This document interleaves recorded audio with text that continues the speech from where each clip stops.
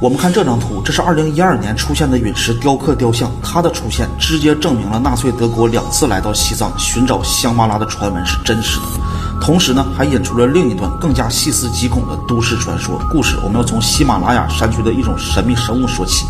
大家如果想和我做同款视频，打造自己的 IP 账号，看完视频欢迎交流，加入文中野混剪训练营。说起雪人，就和这张照片脱不了关系。这张照片拍摄于20世纪50年代的一天，珠穆朗玛峰以西5800米的海拔的山峰上，有人说这组脚印是假的，但是我只能告诉你，其实概率很低，因为首次发现这脚印的并且发布的人叫做辛普顿，他是当时享誉世界的一个登山家，而且曾经还是一名外交官，并且发现雪人的脚印是在我们国家，所以造假也不能给他们带来任何的利益。由此推断雪人他应该是真实存在的物种。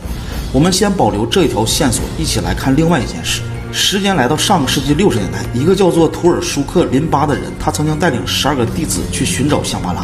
但是他们去的地方居然是锡金。锡金呢是地处中国、尼泊尔、印度的交界处。而至于为什么来到锡金而不是冈仁波齐，让图尔舒克坚信锡金才是香巴拉的入口，据说是来自于伏藏。对于伏藏，之前我也有讲过，是一种神秘的意识层，在上百年或者是1000年之后，通过一种很神奇的方式直接交给选定之人的大脑，也是通过这种神奇的方式让他认为香巴拉的入口就是在世界第3高峰甘城张家峰的冰川之上。这可不是我说的，它也不是传说。这个故事呢被记载到一本叫做《离天堂一步之遥》的书里。作者托马斯休尔在成书前，他采访了图尔舒克的儿子以及跟随他去锡金的众多弟子，从而写成了这本纪实文学。书中记录了图尔舒克带领了12个弟子遭遇了很难出行的天气，然后只带1名弟子穿过山洞，攀爬另一座高峰，最后成功的登顶。最后他们看另一面，竟然看到了很美丽的自然景观和绿油油的森林。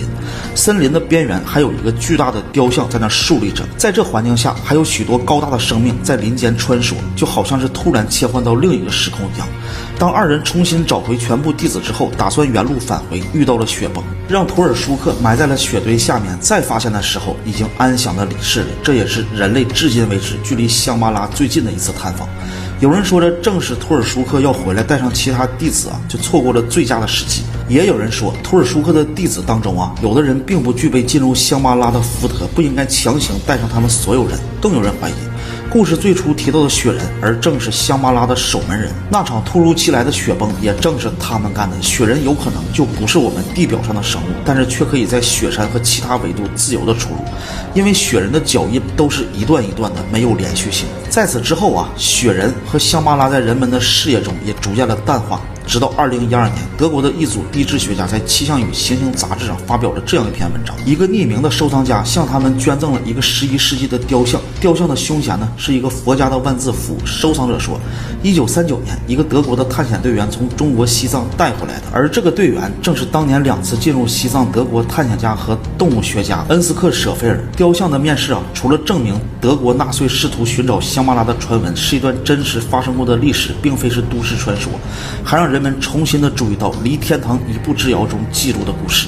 唯一一个能跟图尔舒克进入过香巴拉的弟子多杰回忆，在冰川的另一边森林的边缘确实有一座和这座雕像几乎相同但是要大上几倍的雕像，就伫立在那里。